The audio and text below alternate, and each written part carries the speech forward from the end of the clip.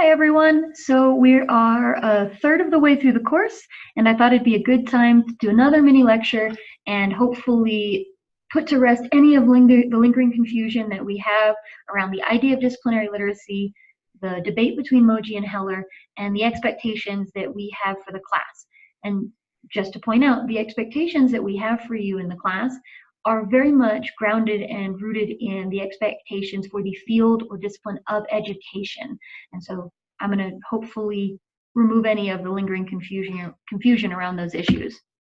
So first, what does disciplinary literacy mean? So disciplinary literacy refers to discipline-specific practices around creating, communicating, and evaluating knowledge. Disciplines are branches of knowledge. They are, for example, collections of understandings around a particular way of knowing, like geometry or chemistry. So English language arts is a discipline. And so that's what we mean when we say discipline. So when we're talking about disciplinary literacies, it's the ways we read, write, speak, all of those things within that discipline. So for the purposes of creating and understanding knowledge in that discipline. To try and bring this into some more practical venue, although I think we're getting a lot of that in the readings we're having this week and will continue to have. At a very base level, we're talking about the difference between generic literacy strategies and tailored literacy strategies. And the idea behind that being that not all strategies are well suited to every discipline, and some strategies are better than others within the disciplines. A really easy example to use is the idea of a summary or a gist. So in English language arts, we also often talk about what's the gist, what's the main point, what are we in general talking about.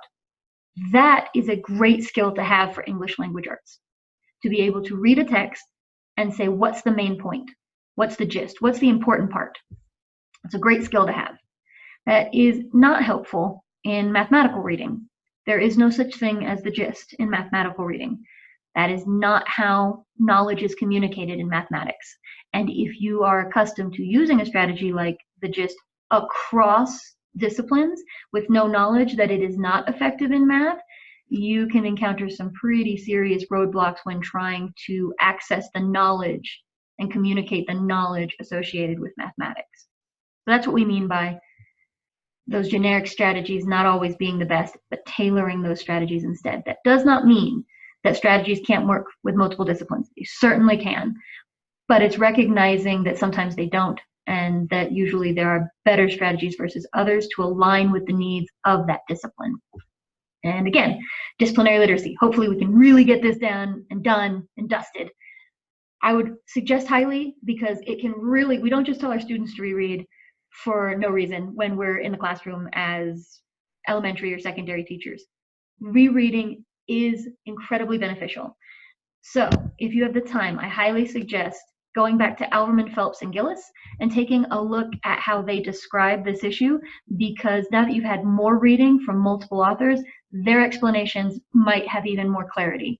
So for example, the difference between content knowledge, so the knowledge that is created around some sort of way of knowing and understanding, versus secondary literacy, content area literacy, and adolescent literacy, and then ultimately disciplinary literacy.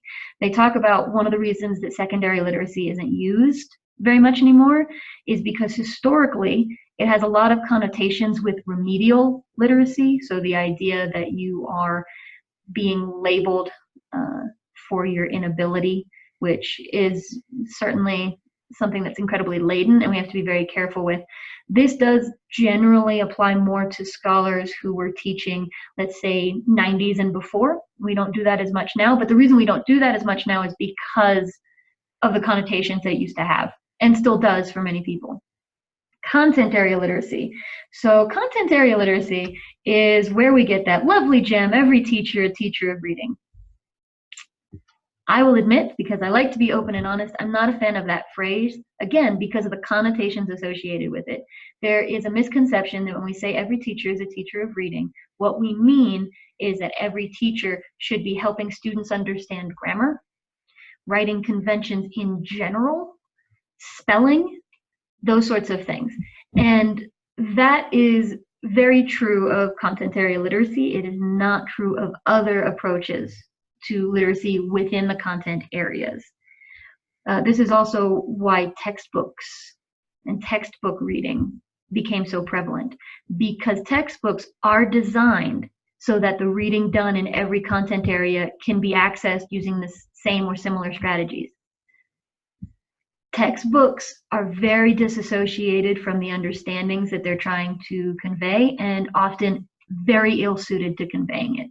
Textbooks are a big mixed bag, and I will admit I super enjoy that Alberman, Phelps, and Gillis make that point in a textbook.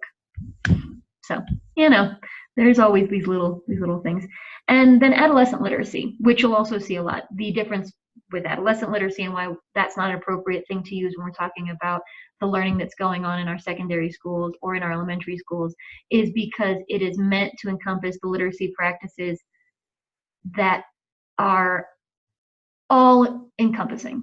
So every literate practice that these students engage in as adolescents, that is in and out of school, that is family and church and friend groups and pop culture understandings that they come to. Adolescent literacy is meant to be all of it, and not all of it needs to be taught in schools. Moji mentions that, in that we don't need to teach students what they already know. Adolescent literacies encompass the things that they already know and don't need our help with. So there's that little piece of it. Basically, the big idea that I want you guys to come away with is that disciplinary communities are made up of people. People in those communities collectively and historically over time have made decisions about what counts as knowledge, how it's acceptable to produce that knowledge, and in general, disseminate that knowledge.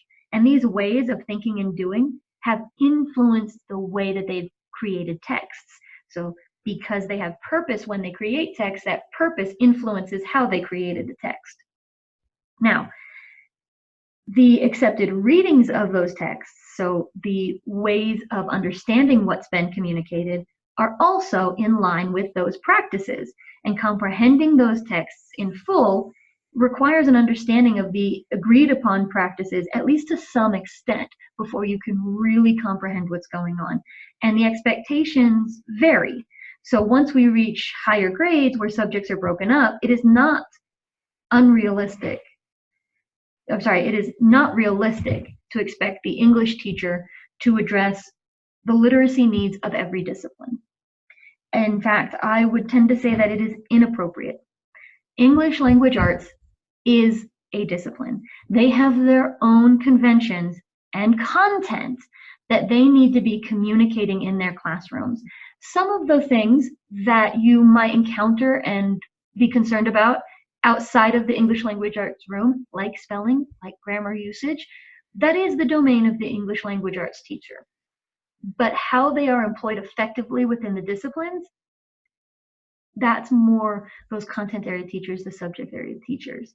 And yes, I'm going to use content area and subject area interchangeably because I think they are. When we talk about content area literacy, we're talking about a movement in education and instruction around the ideas and applying to content areas. So yes, I use content area, subject, and discipline somewhat interchangeably. They have differences, but I don't consider them to be particularly meaningful when I'm talking about the actual goings on in a classroom. I think where they become important is when we're looking at instructional strategies and movements that have developed around them. Disciplinary literacy and content area literacy are very different as movements within educational understanding. So that's where that big difference comes from and why it's very important to know that it's not content area that's different. It's content area literacy that's different. Okay, I got a little off track. I apologize. So talking about the job of the English teacher and how they're not meant to communicate all the ways of reading and writing in every discipline. For example, the English teacher is not well suited to explain how to do mathematical notation, how to create arguments that would be seen as valid within the mathematical community, how to then disseminate that knowledge, or what types of genres would be appropriate to do that in. That is not the realm of the English teacher. That is the realm of the mathematics teacher and whatever branch of mathematics is being taught, algebra, geometry, calculus, analytics, whatever that is, that teacher is best suited to know how arguments are meant to be constructed for mathematicians. It is not the goal to create mathematicians, but it is the goal to empower students to understand what types of knowledge are valued, how they're valued, and how they're evaluated, associated with the content of that subject.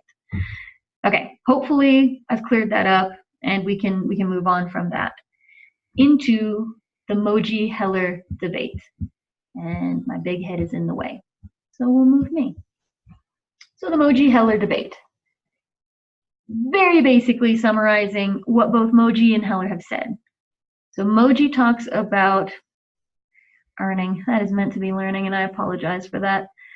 Learning in the subject areas is a way, it is best done when you learn the different ways of knowing, doing, believing, and communicating that are expected in those areas. And that young people are going to encounter a lot of different text types, not just in their schooling, but in their life and literate practice throughout any given day, and that we need to address the differences so that they're prepared to engage with them. And that discursive navigation and meta-discursive awareness is really the big goal.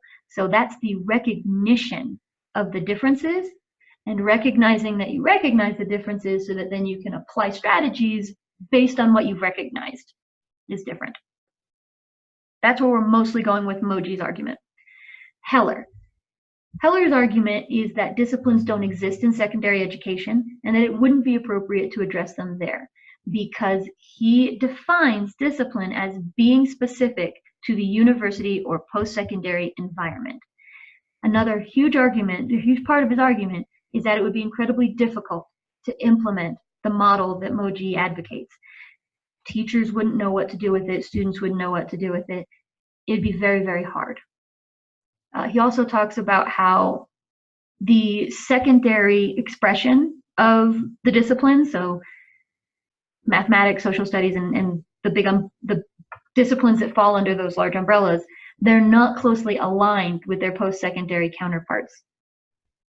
So, again, cards on the table, because it's only fair to you to know where I stand when I am discussing these issues.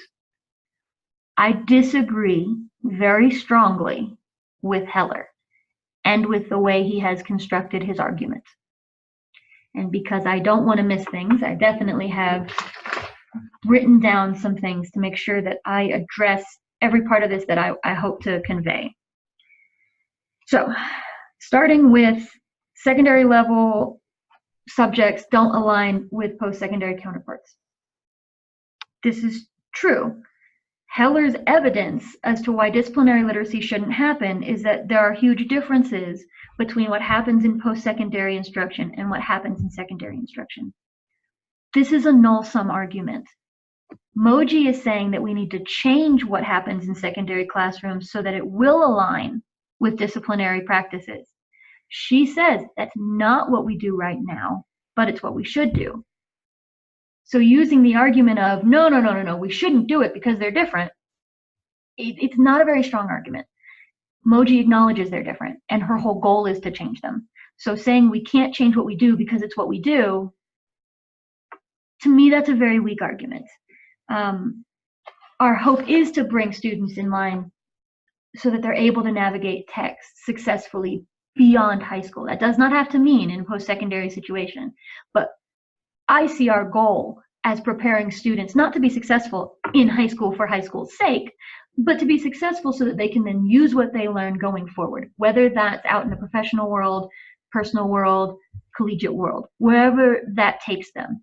And so comparing what happens in a high school English class today to what is happening in a college English class today, yeah, they're different. You're going to find also a lot of people who are really successful in high school struggle in college. Huge struggles. There's a reason that we have so many remedial courses. And if you get a chance to talk to the folks who teach some of those remedial courses here at the University of Wyoming, they're great. I've talked with them and they're wonderful. But they could tell you better than I could that the disconnects, even just in English language arts, so as a discipline, The English language arts disconnects between what's expected of them at this level and what's expected of them in high school and how they're taught to engage with text is so disparate. Many students are woefully unprepared to deal with the huge jump in expectation. They are ill-equipped to move what they've learned into what's expected of them. And that is not just people who did poorly in high school. Many of those students did succeed in high school and are taken aback to learn that the skills that they acquired there don't really apply at this level. And again, I did say it's not just about college. It's not. But the problem being is that those skills also don't particularly help them as they move out into other professional areas. The part where it should be most applicable is continuing their education, and it's not. It's certainly understandable that what they learn in the English class doesn't apply to when they go on to write personal letters. We cover that much earlier. So the learning that we value in those post-secondary spaces needs to start connecting to things beyond their high school classroom and the genres that they're going to encounter beyond the high school classroom. I'm going to read a few things from Heller and then talk about the problems that I do see there, and that I hope that you're able to recognize the problems in his argument. There's not all problems with his argument. He is certainly right in saying that there is a general lack of clarity on how to enact it. I would argue that Moji is clear that she doesn't have a clear plan on how to enact it, but that's definitely a valid concern that Heller has, that there is no clear way to do this. It's one of Heller's concerns that it would be incredibly difficult to change secondary education. Valid, that is very true. For me, that's not a reason not to do it, but his reasoning there is valid in my opinion. However, there are some spaces where I do want to disagree with him pretty strongly, and a lot of this are things that Moji touches on. For example, he makes the claim, as was brought up in the discussion, that she's looking to create disciplinary experts, and we'll get into his response to her response in just a moment. But when you go back and look through what she wrote, you'll find that she does not claim that. There is this, let's see, let me pull this quote from Heller. So in regards to English classes at the secondary level, most teachers focused almost exclusively on poetry, drama, and fiction. They tend to assign a fairly narrow range of traditional canonical texts. They tend to encourage very little open-ended classroom discussion. They tend to assign very little independent writing. They neither read nor assign students to read literary criticism. They hardly ever read, discuss, or publish in scholarly journals, and they rarely participate in scholarly debates about key issues in the field. Heller sees that as a support for why we shouldn't be changing what we do in our classrooms. I disagree. I see that as problematic. We have narrowed the genres that we're willing to bring into our classroom to such an extent that they're almost completely disconnected from the majority of literate practice that our students will engage in their lives, whether that's professionally or collegiately or beyond. Another one, rather than trying and inevitably failing, very strong judgment there, rather than trying and inevitably failing to make secondary reading and writing instruction more like post-secondary literacy instruction, he's claiming that that's what the goal is. And again, I disagree. I don't think that our goal is to make it like post-secondary instruction. I think our goal is to make the practices that we learn align to the disciplines so that we can then apply those strategies in our lives. I don't understand why we would spend time learning strategies that we won't apply. I don't understand necessarily. I very strongly agree that creating amateurs, and I have no problem with the word amateurs or novices. I don't particularly care. They get into the weeds about that a little bit. I don't care. I have no problem with that, creating amateurs. But why would you create amateurs unable to effectively apply what they've learned? For example, bringing this out of the school entirely. I don't necessarily care whether you call it an amateur or a novice, but if you're an amateur circus performer, you have not learned generally what the circus does. You have learned the beginning levels of various enactments within the circus. You might be an amateur knife juggler or an amateur trapeze artist. And learning just in general circus got a circus and how that works, I think is less effective when you then go on to engage in those. And yes, I used circus because I wanted to shake it up. I wanted it to be very different from what you think of when you think of the educational environment, because it's practical. Being in a circus is not practical, but it's practical skills that you need to be successful there. And so the practical skills that you learn, you might not be an expert yet, but why not focus our energies on the practical tools that we may need when we move forward in our lives. So that, again, however, it's not reasonable to expect all secondary content area teachers to provide post-secondary literacy instruction. Not what Moji called for. She did not call for, as she mentions in her rebuttal, for us to completely become post-secondary teachers in a secondary space. What I believe, my interpretation of what she called for more was to align what we're doing in the secondary space to prepare a better foundation for the post-secondary or just beyond education, beyond our school halls world. And I think that is very powerful. Now, Heller's first response is very measured, and it is, I think, a very useful thing to consider when we're deciding how we want to enact and how we want to enact literacy in our schools, and what exactly we do want to enact and why we want to enact it that way. I think it's an incredibly valuable piece. Now, I also included Moji's response to that because I really enjoy that we get to have another layer of clarification as to what she was trying to communicate, and then we can debate, like, does she do a good job of communicating that? In some spaces, I think she does, and in some places, I think she is weak, and I'm very glad she was able to shore up the argument in this next piece. Heller's second response is a blog, and one very important thing to know about that is that means it was not peer-reviewed. So when I get into expectations of the field, peer review is a pretty big one. And not going through that process, I think, is very telling in the reading of that second piece of his, the fourth piece that we read in this argument.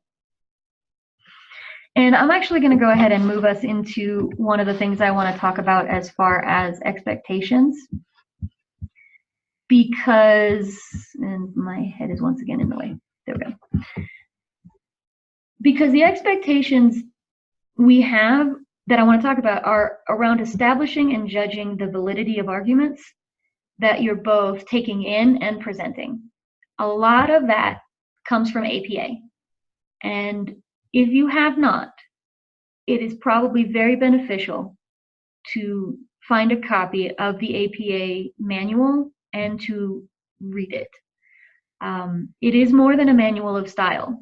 So it is more than just conventions on citation and reference. That is a large part of it, but there is also a big section that talks about how we construct arguments and then how we are making connections clearly and concisely.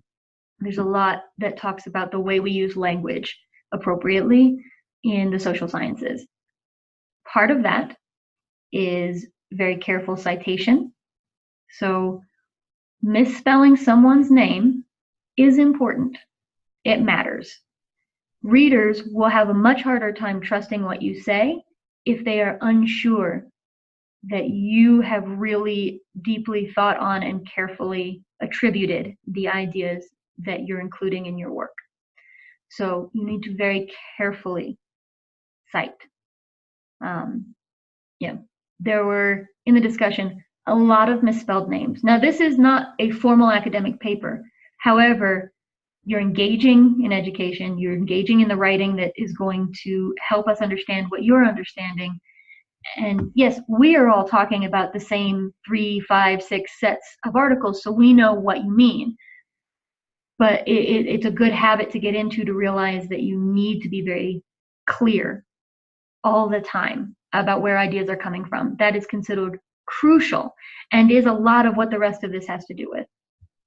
Which, number 2, sourcing. And this, I'm going to get back to Heller on this one. So, sourcing. Wikipedia is not a good source. Don't get me wrong, Wikipedia has come really far, and I think it can be a great place to find casual information. I've certainly used it for that. It can even be a good place as it becomes more and more legitimate to look at what they were citing and go back to those texts. But Wikipedia is not a strong source. And so when you read in Heller's argument that he is using the Wikipedia definition to say that a discipline is inherently connected to the post-secondary expression, be extremely cautious with that. For example, Merriam-Webster defines discipline as a field of study. Dictionary.com says it's a branch of instruction or learning. The Oxford Dictionary says it's a branch of learning, of knowledge, or field of study or expertise. Those are very different. It makes me question why he's using Wikipedia. Wikipedia is a terrible source. It's not considered reliable. So why does he go there? And when I look at these other definitions from sources that I find more trustworthy, and I see that they differ from his definition, more red flags go up for me. Also, by the way, the Wikipedia page that he is referencing, that he says is the Wikipedia page defining discipline, it is discipline, parentheses, academia. Academia is typically associated with higher education. So in the disambiguation, I'm murdering that word, but when we're trying to differentiate between different kinds of disciplines, that Wikipedia page is specifically talking about disciplines in higher education. So these are the sorts of things that it would be good to start recognizing. And I know many of you already know this, but this is kind of a reminder about being careful when considering what we're being told and what's being attributed to different speakers. Because it's not just enough to cite someone who has cited someone else. And that goes to this idea about making claims and following ideas to their source where possible. Now, it is APA acceptable as far as referencing to cite something as cited in another space. However, we consider that the practice of last resort. And you all have access to the databases here at the University of Wyoming, and those databases do contain the majority of the articles that you're going to see referenced in these readings of ours. So that if you're interested and want to build a claim based on a claim made by someone else about someone else's writing, you need to follow that back before you can be very confident in what you're saying. For example, in Heller lists a bunch of things said by Moji and says that they are evidence that she was claiming we needed disciplinary experts at the high school level. I'm going to go through a few of these.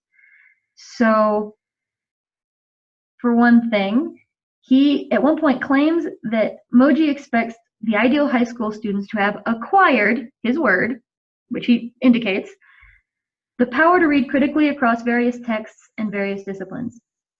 So what she was actually talking about was when you have access to the different ways that knowledge is created and communicated, this is her full quote, such knowledge gives young people the power to read critically across various texts and various disciplines.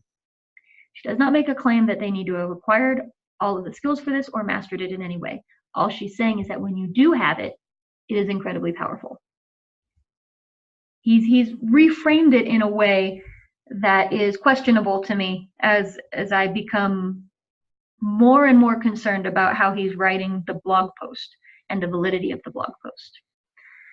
So I check again, because I have this text and I can go and look and see, do I agree with Heller? Do I agree about how he's interpreting these phrases? For example, Heller says that Moji claims high school students should become able to navigate, critique, and weave together the discourses of the disciplines. What she really said was, at a broader level, what school structures need to change to enable teachers to support students as they navigate, critique, and weave together the disciplines of the discourses of the disciplines. So one, it was a question. What do they need to do to enable teachers to support students? So not master it, not be able to do it independently, but to do it with support from a teacher. For me, that's an incredibly different issue.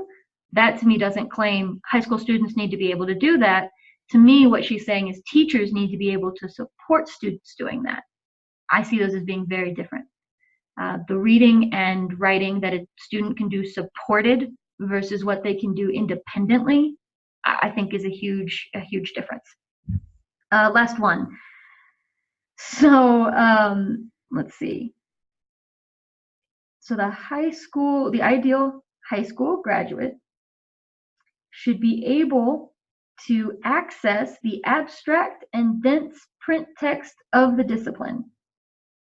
When she writes that, because those are her words, but again, he's using a really small part of a larger sentence. When she writes that, she is referring to tools for teachers to help construct disciplinary knowledge. So it's the teachers working on accessing the abstract and dense print text of the disciplines. When you take that in conjunction with the idea that teachers are supposed to be supporting students, it makes sense that we as teachers would need supports to access these texts so that then we can support students.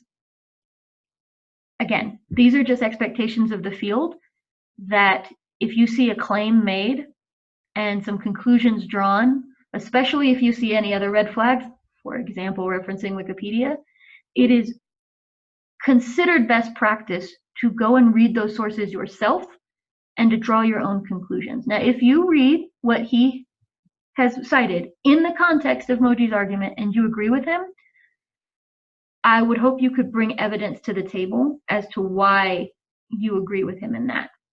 Again, my personal bias, I don't agree with him, so that does color how I see things. But some of these are just definitive. He often takes Moji out of context. That is generally considered a no-no, and if this had been peer-reviewed, I'm not sure that those claims wouldn't have been challenged. He cites Wikipedia. I believe that would have been challenged by a peer review and asked why he was using that definition rather than one from a source that might have been considered more reliable. By the way, dictionaries are barely considered reliable.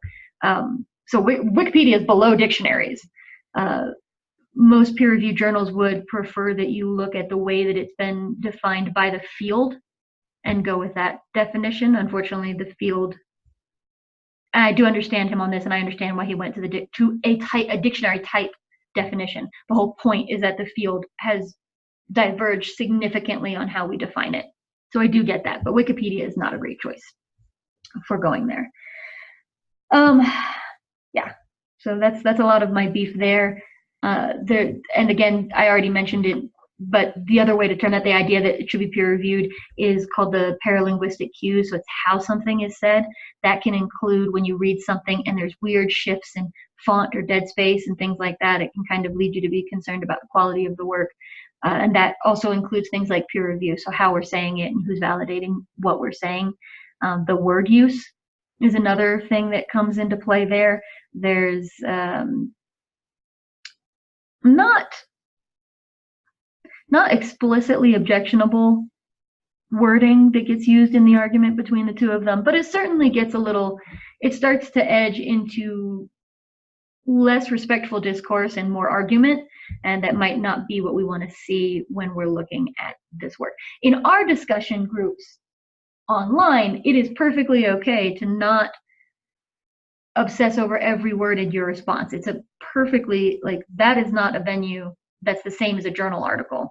So the amount of measuring you should do for your words is at a very different level. So I don't want to imply that.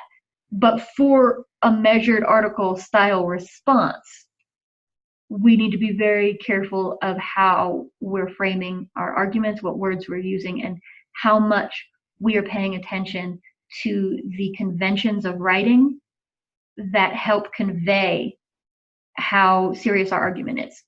If you don't seriously consider those things, it is unlikely that people will take your argument seriously. It is very easy to dismiss an argument when the conventions of writing aren't there, when the grammar is incorrect, when words are misspelled, when sourcing is inappropriate, when the claims that are being made seem to not align with what you know of the field, when things are not carefully cited, when references are incomplete or incorrect.